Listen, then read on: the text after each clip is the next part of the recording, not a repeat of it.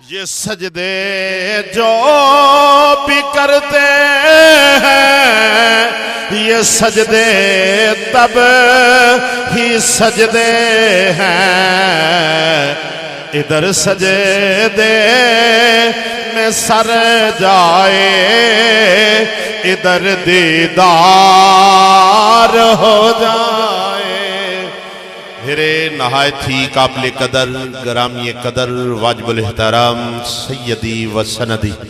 پیر طریقت رہبر شریعت پرورد آغوش ولایت آفتاب رشد و ہدایت امینت امین دولت مجدد الافسانی تقسیم فیض شیر ربانی و پیر کلانی حضور صاحبزادہ پیر سید علی سجاد حیدر شاہ صاحب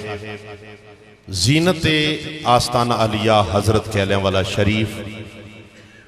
علماء ربانی علماء اہل سنت میرے عزیز دوستوں بزرگوں مہربانوں شمع نبوت کے پروانوں آفتاب رسالت کے ماننے والوں توحید کے پرستاروں نبی کی زلفوں کے دیوانوں شیر ربانی کے غلاموں پیر کلانی کے دیوانوں اولیاء اللہ کے ماننے والوں السلام علیکم ورحمت اللہ وبرکاتہ۔ اللہ تعالیٰ دی حمد و ثنا تو بعد حضور نبی اکرم نور مجسم شفیع معظم رحمت للعالمین دے در دربار اندر عاجزانہ متبانہ مخلصانہ درود پاک عرض کرم تو بعد حضور کی بلائے عالم پیر طریقت رہبر شریعت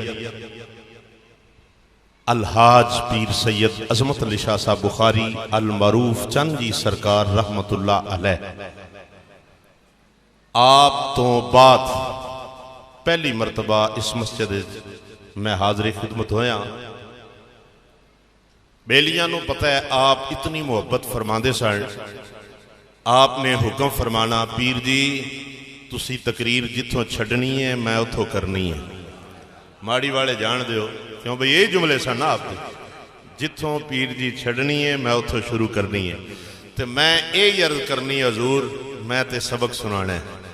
تے جے اگر میں سبق وچ کامیاب ہو گیا تے آپ دی دعا ہو گئی تے سارے معاملات ہو گئے تو الحمدللہ ہونویں سبق سنان واسطے آپ دے سامنے حاضر ہاں لمبا چوڑا خطاب نہیں سائیاں دا خطاب حکم دی تعمیل مختصر دی حاضری ہے اگر میں کراچی جہاں زبان اردو ہو جاندی ہے سعودی عرب جہاں زبان عربی ہو جاندی ہے پنجاب جہاں زبان پنجابی ہو جاندی ہے یہ میرے سائیاں دا فیض ہے تو ہر بندے دی کوشش ہے کہ اسی اردو وچ کوئی نہ کوئی گفتگو کریے اور میں سننا بڑی سونی بڑی مٹھی آواز ماشاءاللہ قاری عبدالرزاق صاحب بڑے پیار انداز نال بیان فرما رہے سن ہر بیلی دین دا پھول لے اچھی آنکھو ہاں تو پھر اہل نسبت ہوئے تو انہوں تے پریشانی کوئی نہیں نسبت والا کتا ہوئے اللہ نا عبد الرحمن را کے جنت اچ کر لے گا تے جیڑا اللہ دے ولی دا غلام ہوئے نسبت اللہ دے ولی نہ ہوئے ہو دا کی مقام ہے اللہ دے بندے ہو اے نسبت اللہ دے ولی تے ایک پاسے جدی نسبت آل رسول نہ ہوئے میں بڑی ڈونگی گل کر گیا دب کیا کو سبحان اللہ جدی نسبت آل رسول نہ ہوئے فخر کریا کرو اپنے آپ تے کہ اسی سیدان دے غلام فخر کریا کرو الحمدللہ بڑی لمبی لسٹ ہے موقع آیا پھر میں عرض کروں گا صرف میں چند لمحے بات عرض کروں گا ورفعنا لک ذکرک فرمایا اے محبوب تمہارے لیے تمہارے ذکر کو ہم نے بلند کر دیا اگر 7 زمینیں تختی بن جائیں 7 آسمان تختی بن جائے پوری دنیا کے سارے پانی سیاہی بن جائیں پوری دنیا کے سارے درخت کلمے بن جائیں پوری دنیا کے تمام انسان لکھنے لگ پڑے فرشتے لکھیں انسان لکھیں حور و غلمان لکھیں پہلی زمین پر لکھا ہو دوسری زمین پر لکھا ہو تیسری زمین پر لکھا ہو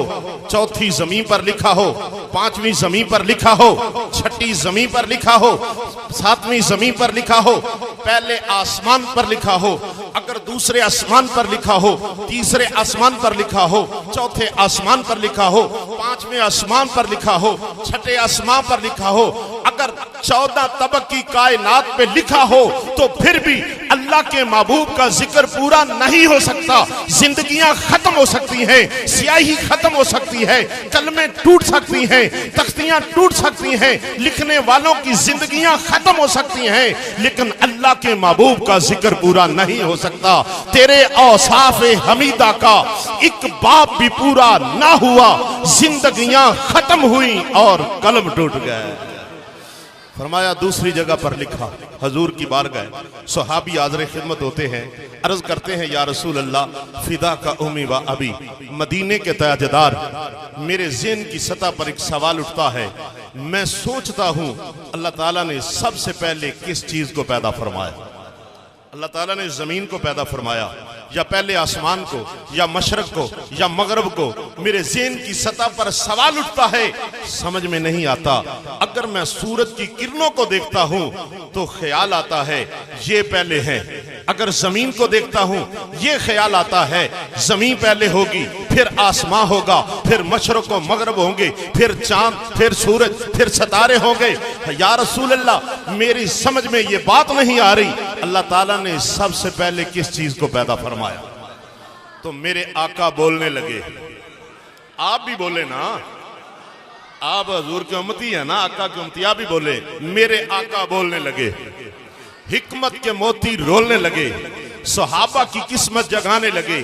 ہماری بگڑی بنانے لگے، اپنی کہانی سنانے لگے، اپنی زبانی سنانے لگے۔ فرمایا یا جابر ان اللہ خلق قبل الاشیاء نور النبی کا من نور ہی۔ فرمایا جابر جب اللہ نے تیرے سب چیزوں سے پہلے اللہ نے تیرے نبی کے نور کو پیدا کیا، جب اللہ نے تیرے نبی کے نور کو پیدا کیا اس وقت کچھ بھی نہ تھا، نہ لوح، نہ قلم، نہ عرب، نہ عجم، نہ جنت، نہ نار، نہ آتش، نہ گلزار، نہ بلبل، نہ چہک، نہ گھنچا، نہ چھٹاک، نہ پھول، نہ مہک، نہ شمس، نہ قمر، نہ شجر، نہ حدر، نہ مدر، نہ بدر، نہ بحر، نہ بر، نہ خشک، نہ تر، نہ ادھر، نہ ادھر، نہ کدھر، نہ جدھر عرض کیا، نہ ہواؤں کے فراٹے میں، نہ فضاؤں کے سناٹے میں، نہ مکدے کی چہل پہل، نہ ساگر کی ہلچل، نہ رندوں کی افتاد، نہ زہدوں کی فریاد، نہ گنگا کی موجیں، نہ جمنا کی لہریں، نہ انگیز و ابشار، نہ پہاڑوں کو سار،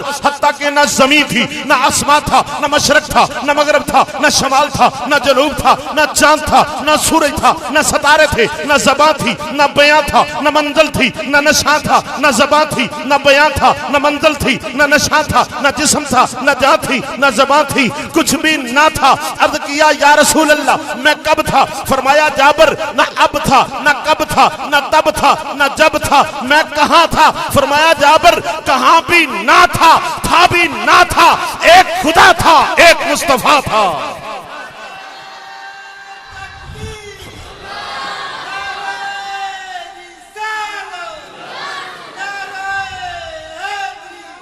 جب کچھ بھی نہ تھا تو میں کہاں تھا،